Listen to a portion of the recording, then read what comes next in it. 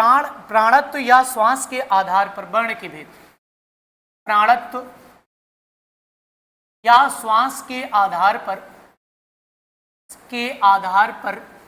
वर्ण के भेद, आधार पर वर्ण के भेद कितने होते हैं?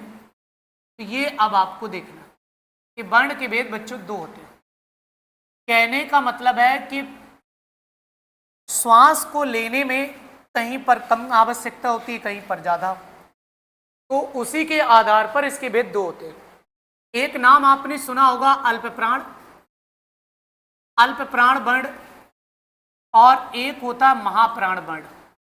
अल्पप्राण वर्ण और एक होता है महाप्राण वर्ण। महाप्राण वर्ण, देखिए अल्पप्राण वर्ण और महाप्राण वर्ण दोनों में डिफरेंट क्या है बच्चों? तो आपको ये पता चल जाना चाहिए कि अल्पप्राण वर्ण और महाप्राण वर्ण, कहते हैं अल्पप्राण वर्ण वे वर्ण होते हैं जिन्हें बोलने में कम श्वास की आवश्यकता होती है। कहते हैं कि वे वर्ण जिन्हें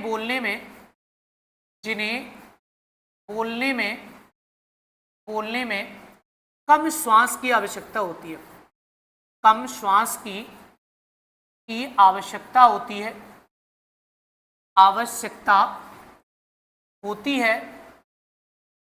कम श्वास की आवश्यकता होती है, उसी को क्या कहते हैं?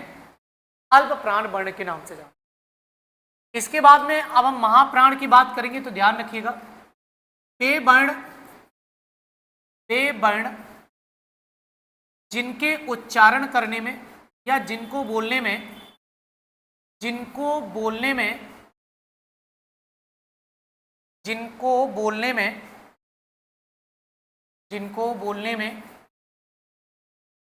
में अधिक श्वास की आवश्यकता होती है, अधिक श्वास की आवश्यकता होती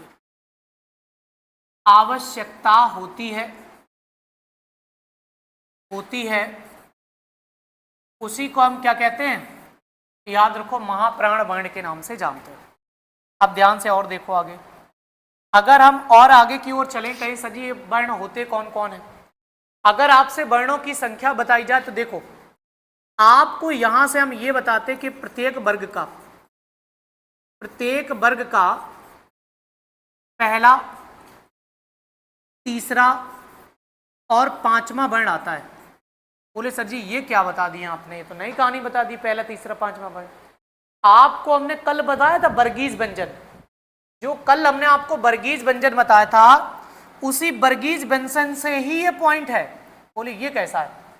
हमने आपको वर्ग बताया था, 5 वर्ग बताए थे, का वर्ग, चा वर्ग, टा वर्ग, ता वर्ग, पा वर्ग।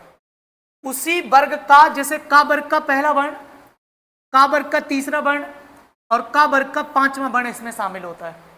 बोले सर जी लिख दो, हमें याद नहीं आ रहा। हमने कहा सुनो ध्यान से, का लिखेंगे, का वर्ग का पहला वर्ण होता है, खा छोड़ दीजिए, गा आ जाएगा, गा का तीसरा हो जाएगा, और इसके बाद खा का खा गा घा, और ये आपका क्या आता है? इंगा। ये इस तरह से बनता है। तो ये 3 वर्ण हो गए, ये का वर्ग का होगी कहानी। अब आ जाइए चा, छा छोड़ दीजिए, जा, और झा छोड़ दीजिएगा, कौन सा? या, ये आ जाएगा। इसके बाद में टा वर्ग, टा, ठा, डा, ढा और अणा, ये आ जाएगा। इसके बाद में ता वर्ग, ता, था, दा, धा और ना, ये आ जाएगा। इसके बाद बच्चों पा वर्ग, पा, फा, बा, भा, मा, ये आपके आ जाएंगे पहले, तीसरे, 5वें वर्ग। समझ में आ गई बातें? अब ध्यान से देखिए, अब इसमें क्या होगा फिर? तो इसमें क्या होगा? इसमें लिखेंगे प्रत्येक वर्ग का कौन सा?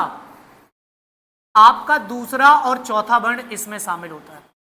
प्रत्येक वर्ग का दूसरा और चौथा वर्ण, क्योंकि इसमें दूसरा चौथा इंक्लूड नहीं ना, दूसरा चौथा कहां जाएगा? वहां जाएगा। अब आप देखो, का का दूसरा कौन सा होता है बच्चा? का का दूसरा कौन सा होता है? खा होता है कि नहीं? और चौथा कौन सा होता है? का, खा, गा के बाद क्या आता है? घा। तो ये आपका चौथा हो गया भैया।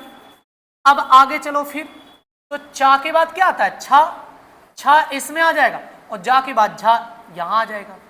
समझ में आई बातें? इसके बाद बच्चों टा के बाद क्या आता है? ठा, और डा के बाद क्या आता है? ढा, ये यहां आ जाएगा। इसके बाद भैया टा वर्ग के बाद ता, ता के बाद था, और दा के बाद धा, तो ये आपका यहां आ जाएगा। फिर आपका एक जो बचा हुआ है कौन सा? पा वर्ग, पा के बाद फा आता है, पा फा, पा लिखा हुआ का, और भा यहां आ जाएगा। तो ये आपके वर्ण यहां शामिल हो जाते हैं। समझ में आई बातें? तो अल्प प्राण वर्ण पहला, तीसरा, पांचवा वर्ण, महाप्राण में वर्ण में आपका दूसरा और चौथा वर्ण इंक्लूड होता है।